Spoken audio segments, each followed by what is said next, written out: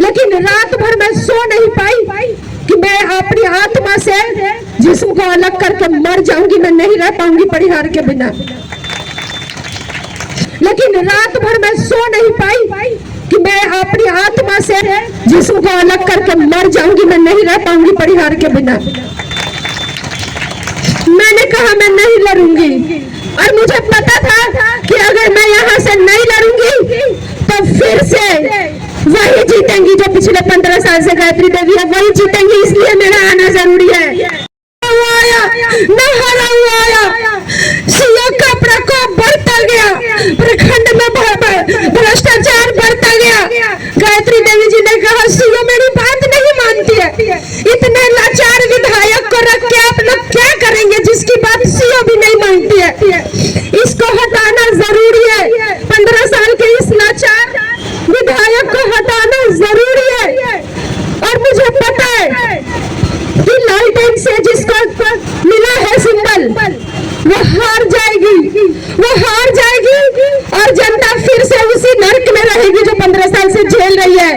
उसके जीतने का तो सवाल ही नहीं उठता, उसकी बात ही हम क्यों कर रहे हैं। अगर जीतना होता तो पूर्वे जी, उनके ससुर जी, वो 2010 का भी चुनाव जीतते ना, 2015 का भी चुनाव जीतते ना, लेकिन वो हारे।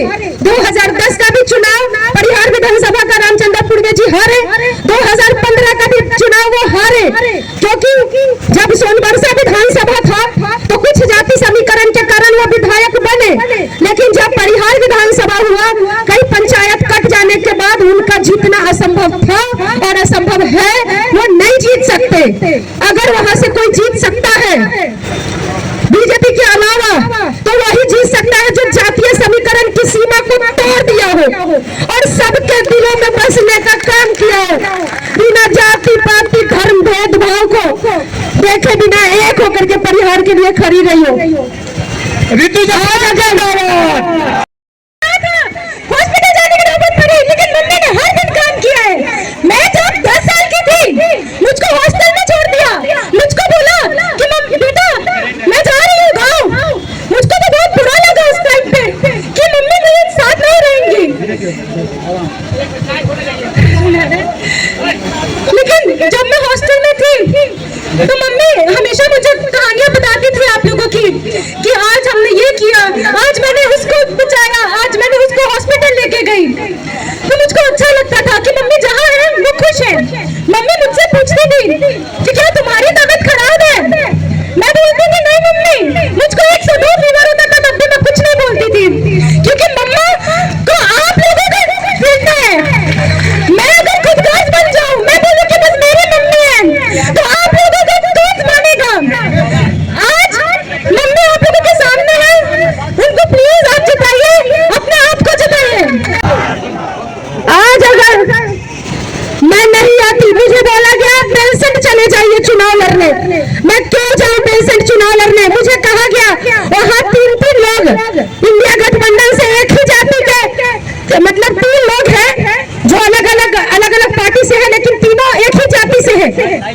आप जो है सो वहां से चले जाइए, आप बेलसेंट को नॉमिनेशन डाल के घर में सो जाइएगा, तो भी बेलसेंट विधानसभा निकल जाएगा।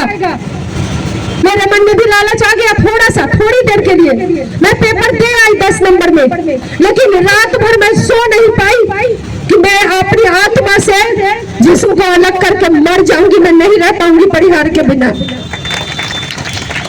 मैंने कहा मैं नहीं लड़ूंगी, और मुझे पता था कि अगर मैं यहाँ से नहीं लड़ूंगी तो फिर से वही जीतेंगी जो पिछले 15 साल से गायत्री देवी है, वही जीतेंगी। इसलिए मेरा आना जरूरी है, इसलिए मेरा आना जरूरी है कि 15 साल से जो यहाँ पे है उसको हटना जरूरी है, इसलिए मेरा आना जरूरी है।